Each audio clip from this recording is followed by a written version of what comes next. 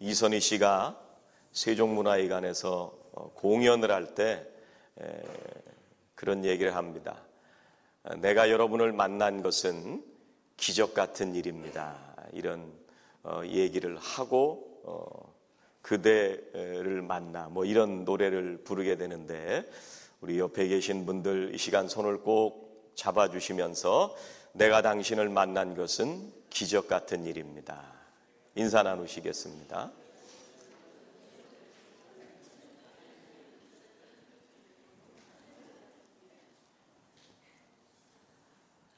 우리가 주님을 만나고 또 주일날 사랑하는 성도님들을 만날 때 우리가 여기 우연히 온 것 같지만 하나님의 섭리 속에서 우리가 함께 모여서 이렇게 예배한다고 믿습니다. 하나님의 섭리가 아니었으면 만나지 못했을 그 거룩한 만남을 하나님께서 우리들에게 허락해 주셨습니다. 어떤 때는 우리가 고집 때문에, 또 어떤 때는 우리가 부족하기도 해서, 또 어떤 때는 우리가 연약함으로 인해서 우리가 이 소중한 만남을 상처로 남게 되는 경우도 있지만, 우리가 만나서 함께 이루어가는 이 귀한 공동체가 얼마나 소중한지 알 수가 없습니다. 선한샘 교회에서 우리가 이렇게 만나게 하신 하나님의 기적 같은 은혜를 늘 감사합니다. 하나님께서 우리에게 주신 이 귀한 공동체를 어떻게 가꾸어 갈 것인가, 또 어떤 마음으로 우리가 함께 서로를 만날 것인가, 오늘 말씀을 통해서 함께 묵상해 보려고 합니다. 제일 먼저 우리가 만날 때마다 해야 되는 생각이 뭐냐면 사람을 살려야 된다는 생각입니다. 같이 한번 해보시죠. 사람을 살려라. 오늘 15절에 보니까요, 내 형제가 죄를 범하거든 가서 그 사람과만 상대하여 권고하라. 만일 들으면 네가 네 형제를 얻을 것이라, 이렇게 말씀을 하십니다. 그런데 오늘 말씀에 네 형제가 죄를 범하거든 이렇게 얘기할 때 죄 앞에 이렇게 설명하는 주가 달려 있어요. 근데 그 죄가 어떤 죄냐면 내게 죄를 범하거든, 그 얘기입니다. 우리가 교인들 중에서 죄 짓는 걸 볼 때가 있을 수 있습니다. 그 사람이 일반적인 죄를 짓는 것을 얘기하는 것이 아니라 오늘은 특별히 나한테 죄 지었을 때 어떻게 하느냐, 그런 얘기예요. 상대방이 나에게 죄를 지면 어떻게 할 것이냐. 그럴 때 오늘 말씀은 그 사람과만 상대해라, 이렇게 말씀하시는 거예요. 그 사람이 나에게 죄를 지으면 밖에 나가서 동네방네 소문내지 말고 그 사람한테만 찾아가서 권면의 말을 해주라는 말씀입니다. 만일 그 형제가 내가 가서 하는 얘기를 받아들이면 용서하고 사랑해 주라는 말씀이에요. 이게 참 어려운 일입니다. 대부분은 어떤 사람이 나에게 죄를 지었다, 어떤 사람이 나를 아프게 했다, 그러면 금방 순식간에 다른 사람에게 전화합니다. 이 사람이 나한테 이렇게 했어. 그리고 또 이게 어려운 일이 뭐냐면요, 우리는 너무 쉽게 상대방이 잘못했다는 얘기를 금방 얘기합니다. 그 상대에게도 금방 얘기를 합니다. 이게 평상시에 다른 사람이 나에게 잘못했을 때 순간적으로 늘 지적을 해주는 사람이라면 별 문제가 안 돼요. 금방 하던 대로 하면 되니까. 그런데 그 사람을 사랑하고 그 사람의 마음을 알고 그 사람 마음이 다칠까봐, 그 사람 마음이 상할까봐 조심조심해서 그 사람의 잘못을 얘기한다는 것은 정말 어려운 일입니다. 누가 나한테 잘못했을 때 너 왜 나한테 이렇게 이건 쉬운 일이에요. 금방 얘기할 수 있어요. 근데 금방 얘기하면 그 마음이 상할까 봐, 그 마음이 다칠까 봐 오랫동안 마음에 담고 기도하다가 그 얘기를 하는 것은 이게 어려운 일입니다.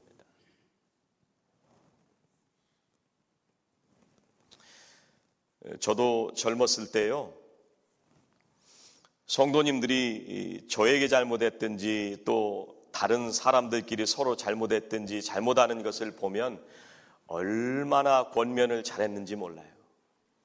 보자마자 불러가지고 집사님 이리 와보세요. 이거 이렇게 하면 되겠습니까?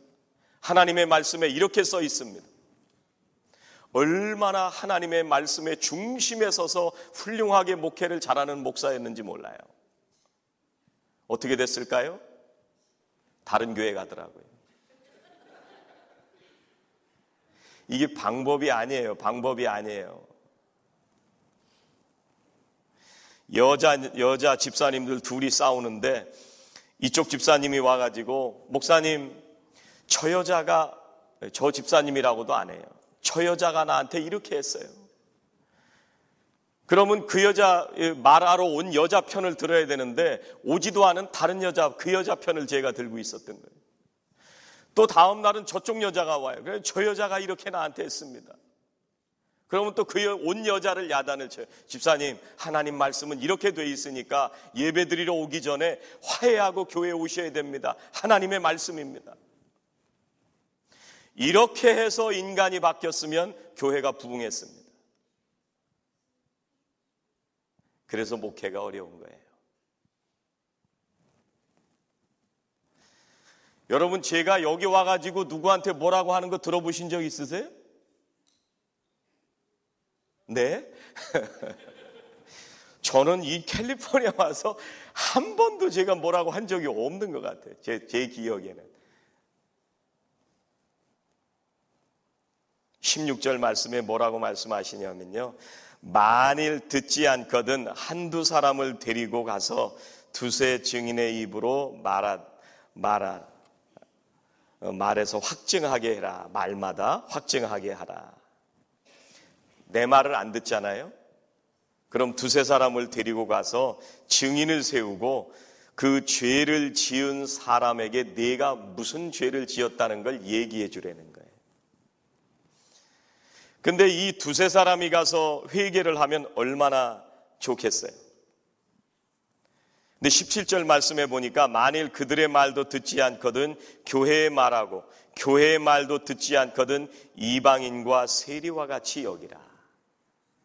대부분 사람들은요, 내가 말하잖아요. 거기서 회개하고 돌아오는 일도 드물지만 두세 사람이 가서 얘기했다. 그러면 어떻게 생각을 하는지 아세요? 뭐 교회가 여기밖에 없어?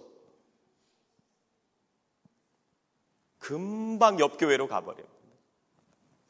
편리한 세상이 됐습니다.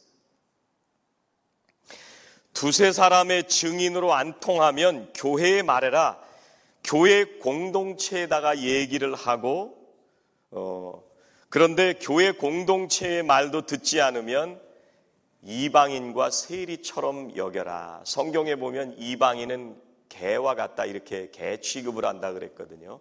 상대를 하지 말라는 얘기입니다.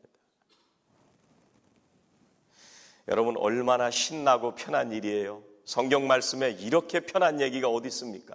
누가 나한테 잘못했어? 그러면 금방 가서 얘기해 줘. 너 왜 나한테 이렇게 해? 말을 안 들어. 그러면 옆에 있는 집사님 둘을 같이 데리고 셋이 가서 얘기를 해. 말을 안 들어? 그러면 교회에다가 얘기를 해. 그 말도 안 들어? 그러면 이방인과 세리처럼 취급을 하래. 끝! 편하죠? 예수님이 이렇게 좋은 얘기를 해주셨습니다.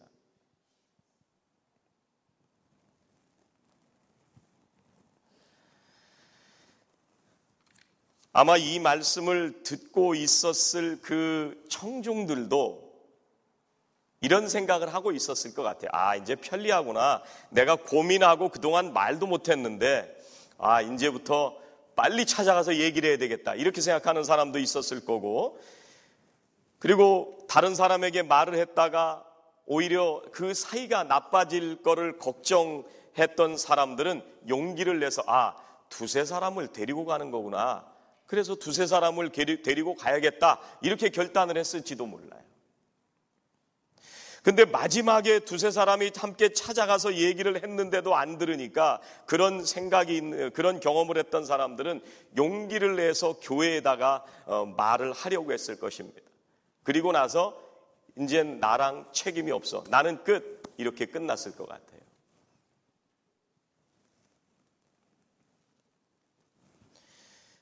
왜 주님께서 이 말씀을 하셨을까? 실제 우리가 말을 해야만 하는 상황에 닥쳐 있는 입장에서 생각을 해보면요, 이 얘기가 이렇게 편리한 얘기만은 아니라는 것을 알 수가 있습니다.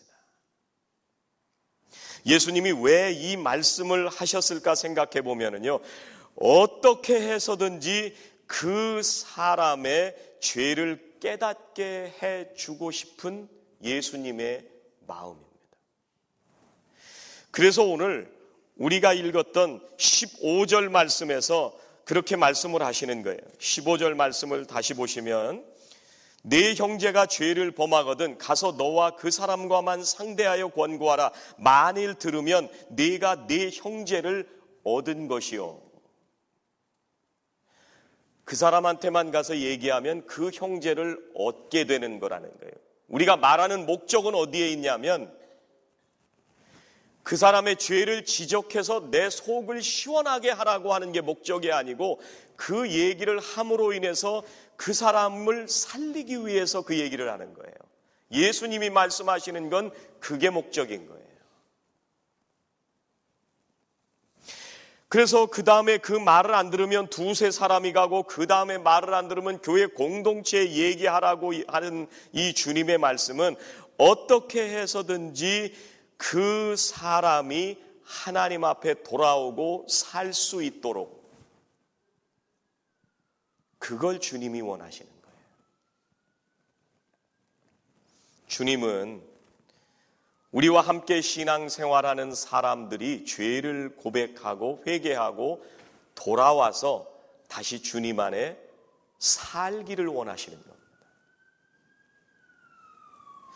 그래서 우리 성도들은 나뿐만 아니라 내 주변의 두세 사람뿐만 아니라 우리가 속한 속회든지 우리 교회 공동체 전체가 한 사람을 살리는 마음을 가지고 이 사람을 위해 기도하고 권면해 주라고 하는 말씀입니다. 마태복음 이 18장 오늘 말씀을 우리들이 읽었습니다. 이 18장 전체의 말씀이 무슨 말씀이냐면요, 제자들이 와가지고 천국에서 누가 크냐 지금 이 얘기를 따지고 있는 거예요. 그러니까 예수님이 뭐라고 말씀하시냐면, 어린아이와 같아야 된다, 그리고 내가 도리어 낮아야 된다, 이런 말씀을 하시는 거예요. 그리고 작은 사람 한 사람이라도 너희가 실족시키면 안 된다. 그 작은 사람 하나를 실족시키면 목에다 연자맷돌을 메고 바다에 빠지는 게 더 낫다. 이런 말씀 다음에 하시는 말씀이에요. 그러니까 누가 나에게 죄를 지었다고 할 때 신나서 바로 지적해 주라고 하시는 말씀이 아니라, 그 작은 한 사람까지도 하나님 안에서 생명의 삶을 살도록 그 사람을 돌보아 주라고 하는 말씀이에요. 그래서 오늘 말씀은 형제의 죄를 들추어내자는 것도 아니고, 사람들에게 알려서 그 사람을 정죄하자는 것도 아니고, 그 사람을 공동체에서 내보내라고 하는 말씀도 아니고, 그 사람을 살리라고 하는 말씀이에요.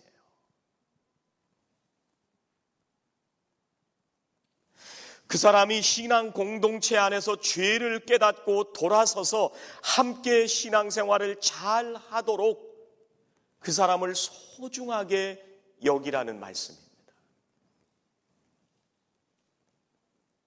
그러기 위해서는요, 그 사람을 사랑해야만 이렇게 할 수 있는 거예요.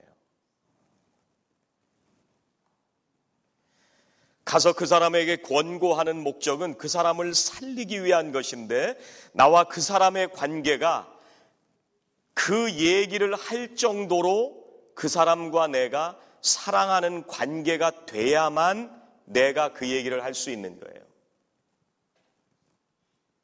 내가 그 사람을 정말 사랑하지 않는데 하는 얘기들은 다 지적질이에요. 그게 어려운 거예요. 그러면 두세 사람을 데리고 가라고 말씀을 하시는데, 그러면 나는 사랑하는데 데리고 간 두세 사람은 그 사람을 사랑하지 않으면 데리고 가서 얘기할 수 있겠어요? 절대로 얘기 못합니다. 이걸 진짜로 다른 사람의 마음을 생각하면서 얘기해보는 사람들은 이걸 알아요. 아무 말이나 막 한다고 해가지고 말이 아니잖아요. 두세 사람을 데리고 갈 때는 그 사람을 정말 사랑하는 그 두세 사람과 함께 가서 모두가 그 사람을 사랑하는 마음으로 죄를 돌이키고 회개하도록 간절히 바라고, 그 사람이 회개하고 생명을 얻도록 살리기 위해서 찾아가는 거예요. 근데 그 말도 안 들어요. 그럼 어떻게 해야 돼요?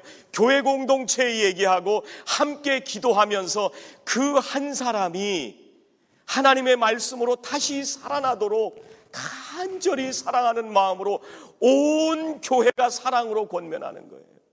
이게 얼마나 어려운 얘기입니까?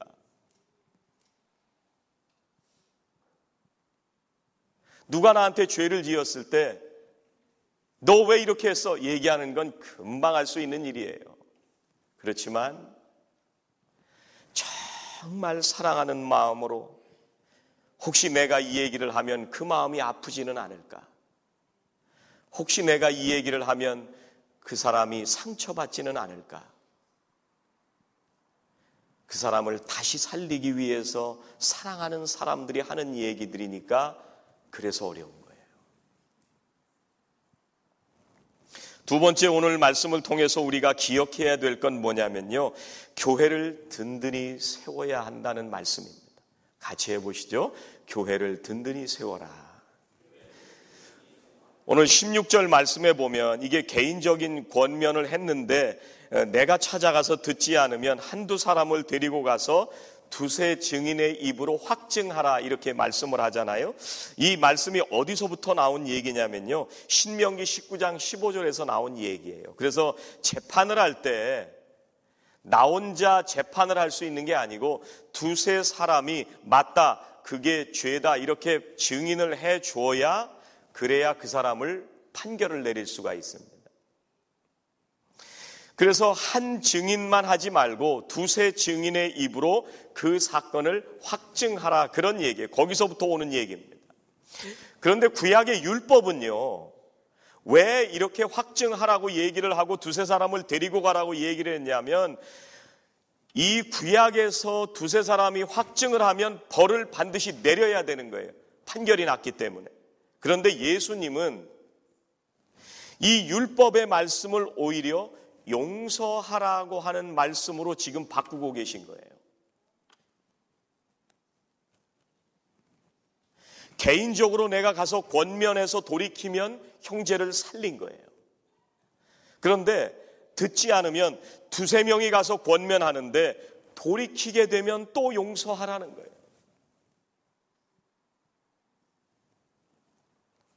그래서 예수님은 나에게 악을 행한 형제를 받아주고 용납하라는 말씀으로 이 말씀을 하고 계신 겁니다.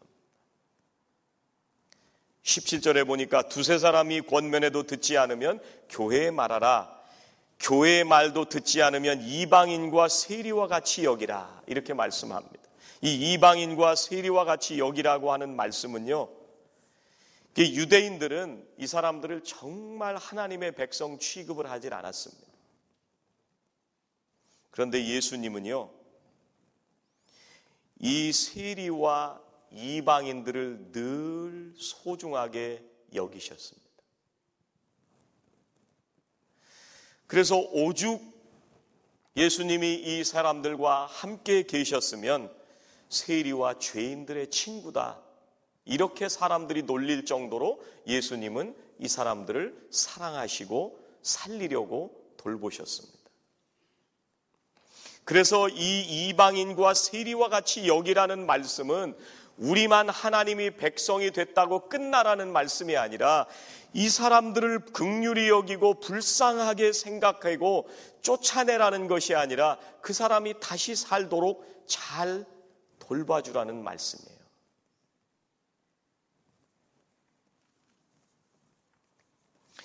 예수님께서는요, 복음서에 보면은 이방인과 세리들에게 늘 긍휼을 베푸셨습니다.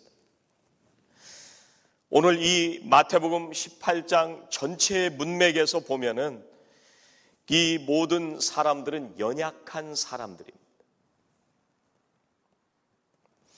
또 성경에서 유다서에서 보면 어떤 말씀을 하시냐면 의심하는 자를 긍휼히 여기라. 나는 믿음이 있는데 저 사람은 늘 믿음이 견고하지 않고 의심을 하면서 살아가요. 그럼 그 사람도 불쌍히 여기라는 거예요. 연약한 자이기 때문에. 어떤 자는 불에서 끌어내라 이렇게 야고보서에서 말씀을 하기도 합니다. 불 속에 들어가서 헤매고 있는, 세상 가운데서 방황하고 있는 사람을 끌어내라고 하는 거예요. 그래서 우리가 하나님 앞에 불순종하며 살아가는 이 죄에 대해서는 민감해야 되지만, 그런데 그 죄 가운데 연약하게 넘어가는 주변의 사람들을 볼 때는 긍휼히 여기고 그 사람을 붙들어주고 살려주라는 말씀이에요. 심판보다도 긍휼이 더 중요하다는 말씀입니다.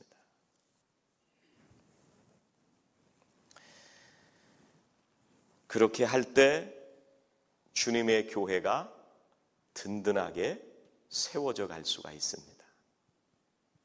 교회는요, 주님을 그리스도라고 고백하는 사람들의 모임이 교회입니다. 오늘 교회 공동체에 얘기하라고 하는 이 얘기는 한 사람이 세워지기 시작하면요, 그 다음엔 교회가 세워진다는 얘기예요. 교회 전체가 왜 이 한 사람에게 관심을 갖느냐? 이 사람이 세워져야 교회가 사는 거예요. 너는 죄를 지었으니까 필요 없어. 나가.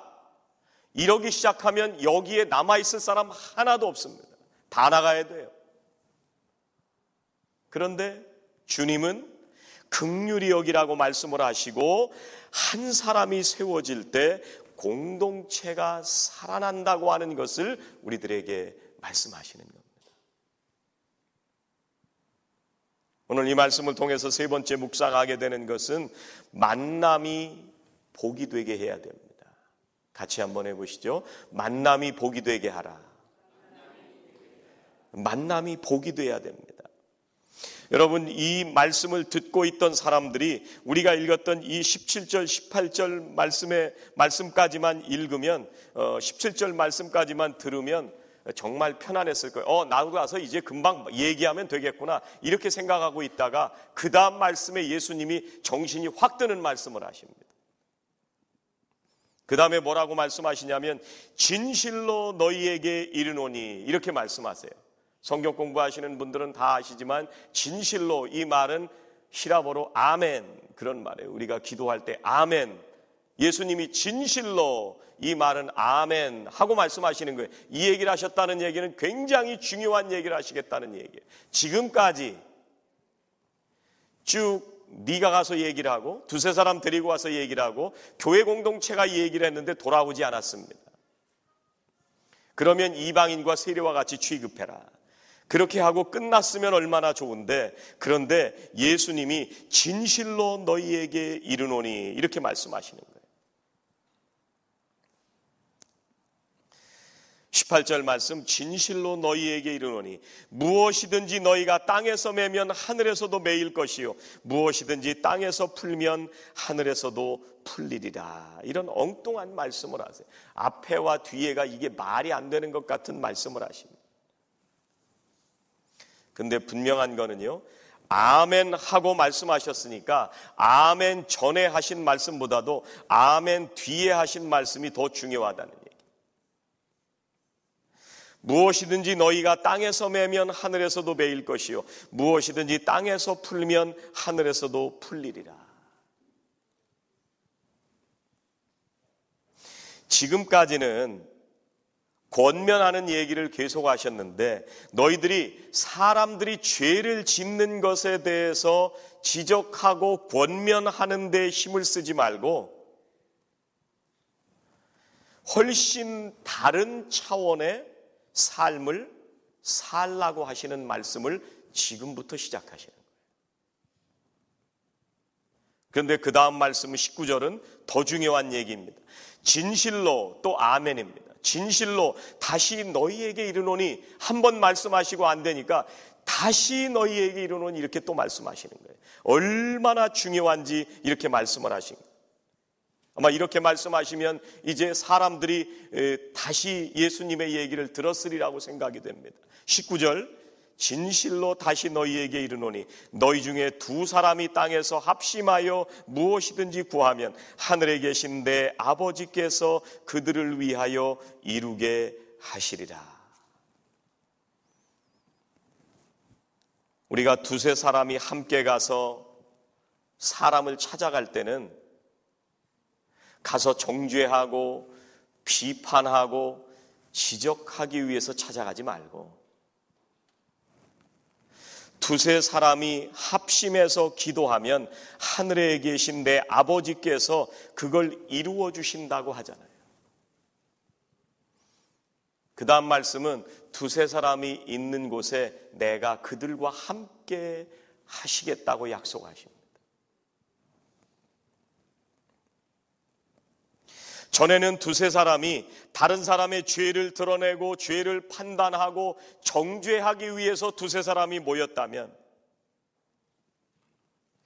이제는 우리가 함께 기도하면서 그 사람을 살리기 위해서 모이라는 거예요.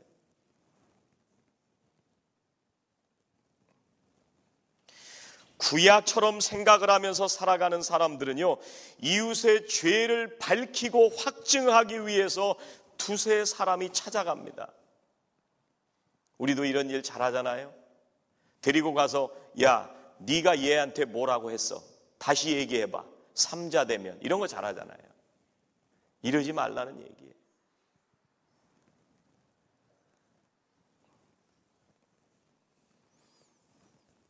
주님께서 뭐라고 말씀하시냐면 땅에서 매면 하늘에서도 매이고 땅에서 풀면 하늘에서도 풀리리라 이렇게 말씀하십니다.